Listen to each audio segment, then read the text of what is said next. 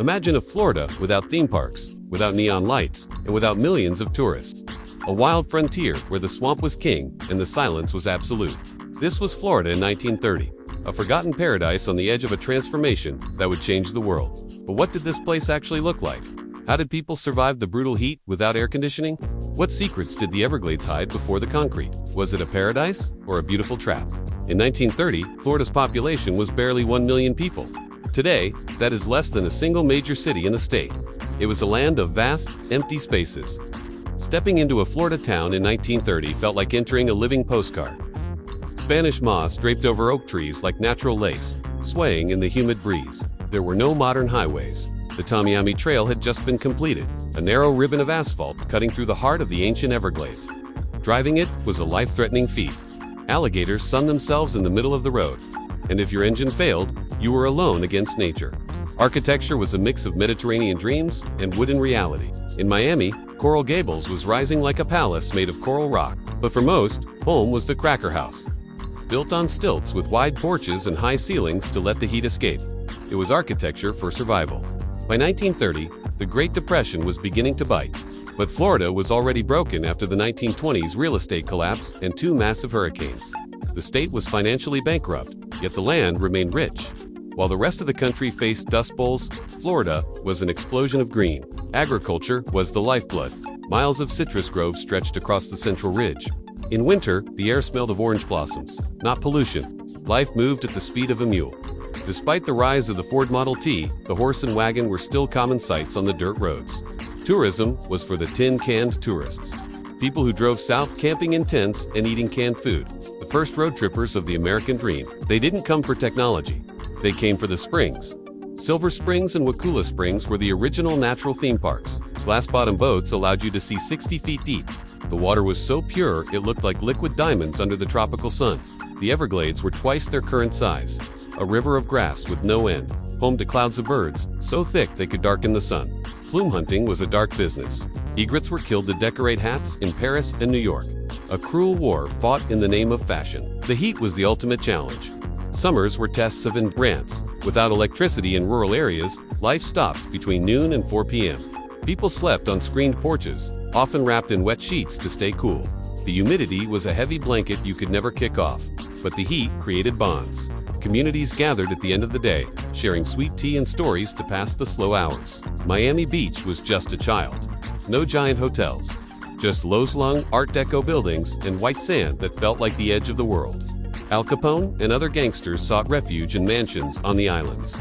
Florida was the perfect tropical hideout from the law and the cold. Prohibition was the law, but the coastline was impossible to police. Rum runners brought sparrows from the Bahamas in fast boats under the moon. Villages like Naples and Destin were just fishing shacks. You ate what you caught, or you didn't eat at all. It was the raw life of the sea. The Florida Keys were connected only by Henry Flagler's Oversea Railroad, a train that literally floated across the ocean for miles. Passengers looked out and saw nothing but blue horizons and turquoise water. It was called the eighth wonder of the modern world. Within a few years, a hurricane would wash those tracks away. 1930 was one of the last moments to live that railway dream. Religion was the pillar of society. Sunday mornings were absolutely silent, broken only by church bells echoing through the pine forests. Wildlife had no boundaries. Panthers in the yard and rattlesnakes under the porch were real risks. Humans were guests in the jungle. Letters from one end of the state to the other took weeks. The world was large, slow, and made of paper and fresh ink. Radio was the miracle portal. Families huddled around wooden boxers to hear distant broadcasts, feeling connected to the rest of the continent. Schools were often one-room, wooden shacks.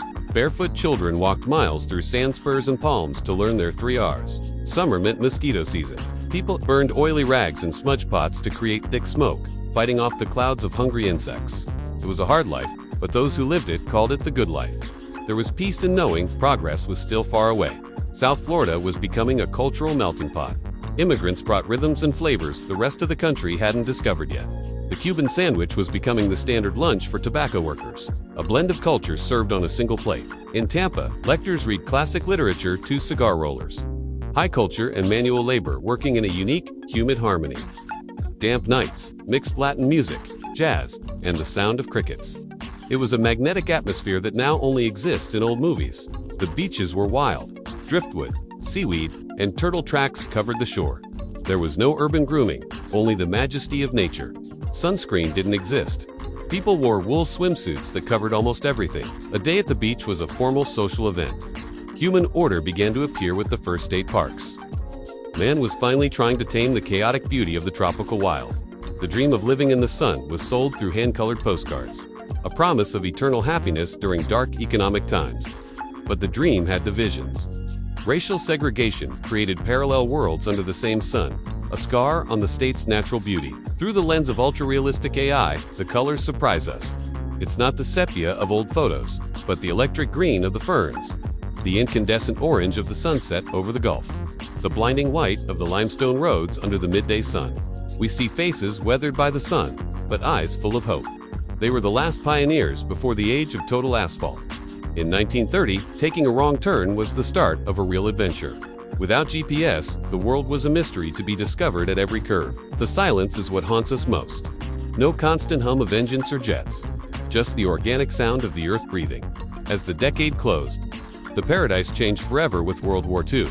Florida became a massive training ground for the military. The drainage of the swamps accelerated, and mosquitoes were fought with chemicals. Progress demanded the sacrifice of the wild. If you had 1 hour in 1930, where would you go? To the untouched sands of Naples or a smoky jazz club in Miami? Much of this Florida was lost to concrete, but the essence of paradise lives on in these visual memories we've restored. It wasn't just a place on a map, it was a state of mind, the last frontier of the original American dream. If this journey through time moved you, like and subscribe. We bring the past to life every single week. Welcome to Paradise Lost.